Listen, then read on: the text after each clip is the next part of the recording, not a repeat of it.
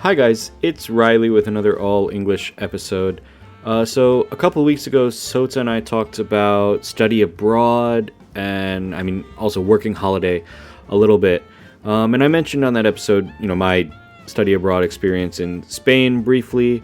So I thought I would, Sota recommended that I should talk about my study abroad experience maybe in a little bit more detail here. I think I've talked about it, here and there in past episodes, but I don't think I've ever done like a whole all English episode just about that. So yeah, that's what I'm gonna talk about today. I'm gonna just kind of maybe tell some stories from that time. I don't think it will be as informative as the last episode when Sota and I talked about it was. And I'm going to also talk about another kind of study abroad I did that was much shorter and maybe doesn't really count. I went to Ireland for a brief time in university as well. But yeah, before all that, Instagram stuff, I guess. Mine is Reilly Sullivan XD and Sota is Eng no Sota. I'm not sure if this episode will come out before the event in Tokyo on this Saturday. I'm recording this on Wednesday night. Maybe it will. I don't know if that leaves anybody any time to go, so I won't say buy tickets, I guess. But I guess I'm excited to see everybody who's going. So if you're listening to this on the way to the event or the day before the event or whatever, I'll see you soon, I guess. Yeah, but without further ado, let's get into the episode.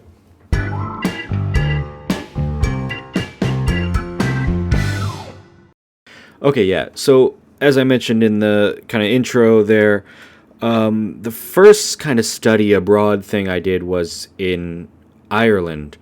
So my freshman year, freshman means my first year of university, I did this kind of special class on Irish history. It was not really a full class. We had a couple of lectures, classes a month, I guess, maybe even only once a month, I forget exactly. But it wasn't really very serious. They assigned a few books to us or for us to read. But the main part was we got to go to Ireland at the end of the semester. And yeah, so there was a small class of us, I don't know, maybe 20 people or something, and we went to Dublin first, and it kind of the timing worked out so that we were in Dublin on St. Patrick's Day, which I don't know if you guys are familiar with St. Patrick's Day, but it's a big holiday kind of around the world, anywhere where there's people with Irish heritage. So my name, Reilly Sullivan, is a pretty Irish name. My dad's side of the family is Irish, and actually my mom, I think my mom's mom, has some Irish heritage as well. So yeah, my family, a lot of people from Ireland make fun of Americans for saying I'm Irish because obviously we're American, but anyway, my family often grew up saying that we are Irish because, however many grandfathers ago, we came from Ireland, or one of our grandfathers came from Ireland. So anyway, yeah, around the world, people celebrate St. Patrick's Day. It's big in most English-speaking countries, and maybe some other ones too, but mostly English-speaking countries, I'd say. And basically, you drink a lot on St. Patrick's Day. In America, you might typically, you're supposed to wear green, and then you drink a lot of beer, maybe especially Irish beer like Guinness, or some, yeah, basically Guinness. There are other Irish beers, but Guinness is by far the most popular. And so, yeah, we were there. I forget if it was the second day we were there or something, was St. Patrick's Day. So I and a couple of my friends went to the kind of most touristy bar neighborhood of Dublin, Temple Bar. There's an actual bar called Temple Bar, but I think also the kind of neighborhood around it is also called that, and there's just a lot of bars, mostly filled with tourists drinking on St. Patrick's Day. I just remember, like, at the end of the night, when I went back to the hotel, the street was just completely covered in, like, empty cans. I mean, you couldn't really walk in the street without stepping on empty beer cans. Which, yeah, I think probably to a Japanese person would be horrifying. And honestly, to me, it was kind of crazy. But then I walked in the same area the next day in like the afternoon. It was all cleaned up. So I guess they were prepared for it. But yeah, after we were in Dublin for a couple days, we did some kind of literature tours talking about Irish authors and stuff. And then we took a bus through Cork, which is in the southern part of Ireland, which is actually where my ancestors are from. So that was kind of cool. We stopped at like some kind of castle type things and looked around. And then the main kind of destination of the trip was the very westernmost part of Ireland, called Dingle. Dingle is in this region of Ireland called the Gaeltacht, which is where they speak Irish like natively. Many of the people there, their first language is Irish. Obviously, most people, pretty much all people in Ireland speak English, but historically, before English people came to Ireland, the people there spoke Irish, which is a different language. It's closer related to like Welsh in Wales, or there's a very closely related language called Scottish Gaelic. Yeah, and it's completely different from English. I mean, and yeah, if you look at it, it has a bunch of letters that are like not pronounced, or it's not spelled like how you would spell it in English. What's a pretty famous one? So there's a pretty famous name, Siobhan.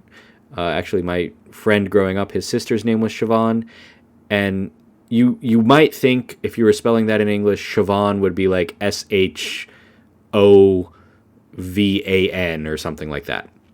But in Irish, at least in the way that my friend's sister spelled her name, and I think it's the Irish way, it was Siobhan, was Siobhan. So it should have been like Siobahan, but it's Siobhan. So yeah, Irish is kind of spelled weird, but I think it makes sense if you learn the language. I don't know it. Anyway, we were there and we talked to this guide, or rather this guide talked to us, and he told us that he had two kids who were like before school age. They were maybe like 4 and 5 or 3 and 5 or something like that. They didn't start elementary school yet, and they only spoke Irish. They didn't speak English yet. They didn't understand it even, maybe a little bit. But I thought that was pretty cool that there are still parts of Ireland where people only speak Irish. And sure enough, we went to a pub, which is, like a bar, in Dingle, and when we walked in, everyone pretty much was speaking Irish to each other. Of course, if we went up to the bartender and asked for, a beer, he could understand English. Of course, he spoke English, but like naturally in daily life, the people were speaking Irish. Dingle also, by the way, is famous for one of the new Star Wars movies. When they find Luke Skywalker, he's on this weird island with these kind of like stone huts that look a little bit like beehives. That is like filmed on one of these islands off the coast of Dingle. I think they're called the Skellig Islands, if I remember. I might be wrong. But yeah, those little huts were real. I think like monks lived there a long time ago, to kind of get away from civilization and live a religious life or whatever. But okay, that was pretty much Ireland. It was a lot of drinking, some education, literary, like literature tours in Dublin, and then talking to this Irish language guy in Dingle. But that was more for fun. It was more like a vacation. It was only 1 week long. And yeah, so it was kind of study abroad, but really it was just a vacation with school, like a school trip, kind of. So then, yeah, getting into Spain. So I went to Spain my third year of university, my junior year. And this was like my real first time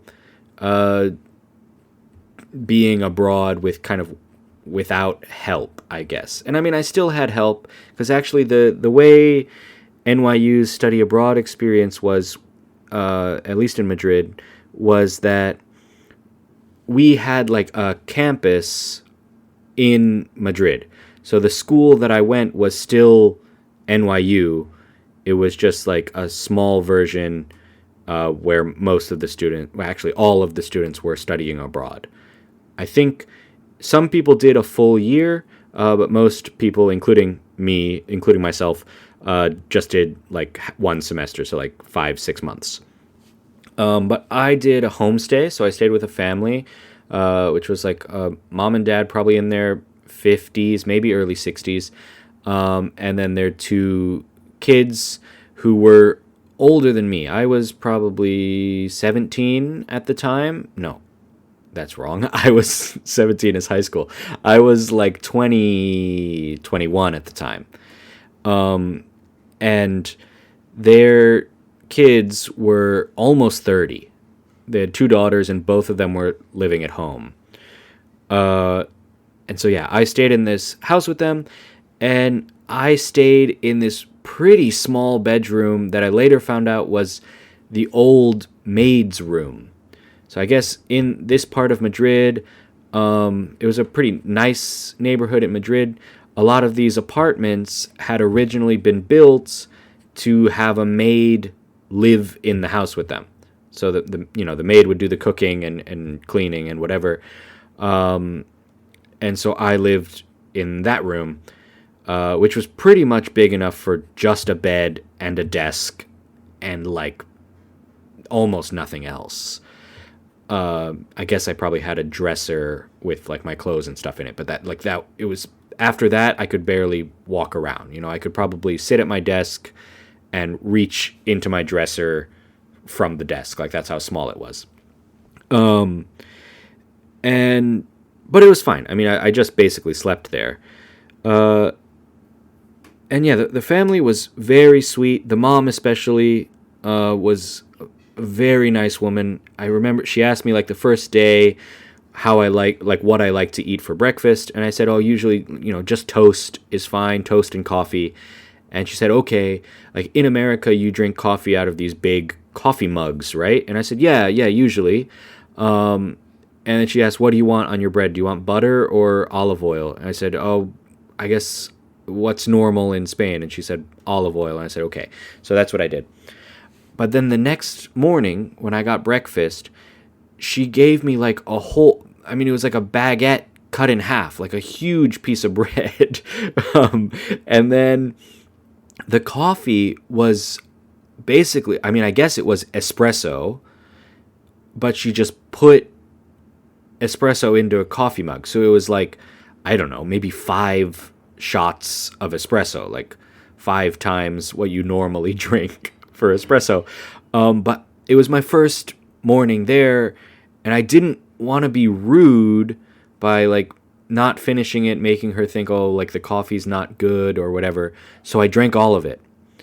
And then I kept drinking all of it every day because I don't know why. I guess I was nervous about being rude or something. And so I just got used to drinking this extremely strong coffee every day in the morning. Yeah.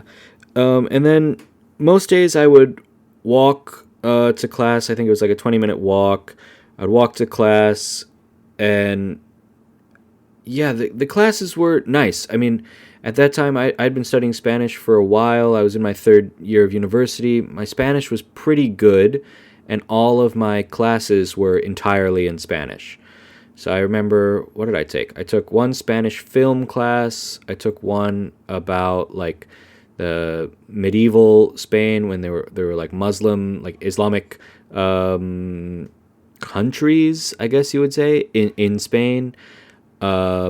And I took one on Don Quixote, the most like classic Spanish book.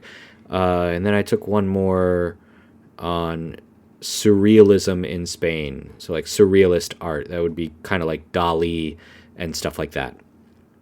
And all the classes were really cool. All the professors were really nice. Especially my Don Quixote professor. He was amazing.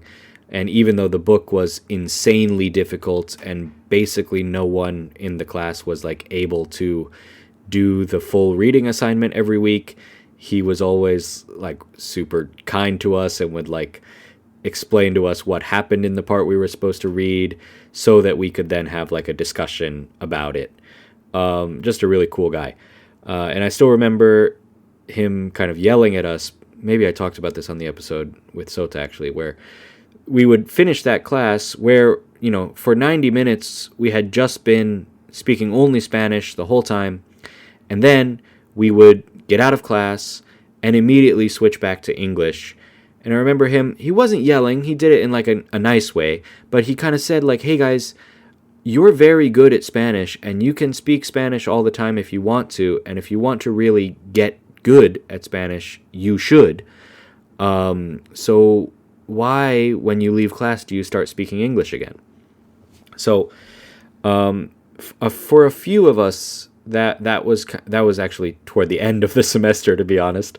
And for a few of us, that was the thing that made us want to speak Spanish for that last little bit that I talked about in the last episode, where like for the last month that I was in Spain, me and some friends spoke Spanish, only Spanish, pretty much all the time.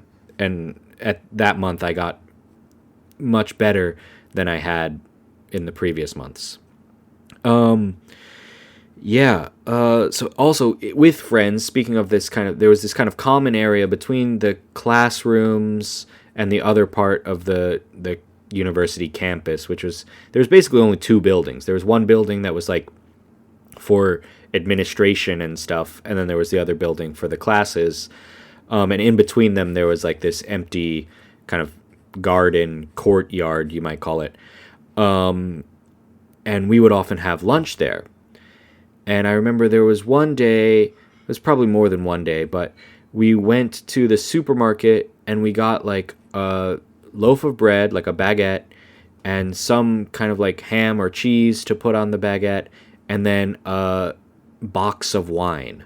And I think everything all together was like €5, and we split it between 4 people.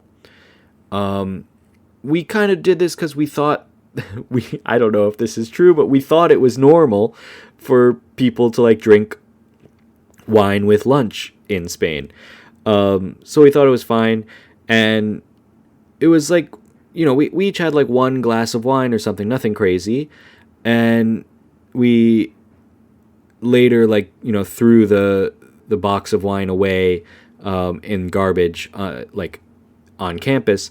And I guess some professor or somebody found it, and there was an email that went to all the students saying, like, do not drink wine on campus because campus is New York University, like, property, and you need to be 20, well, you're not allowed to drink alcohol on campus, blah, blah, blah, blah, blah. So we didn't actually get in trouble. I don't think they ever, like, found out it was us, even though I think there weren't that many students in the program, maybe 50.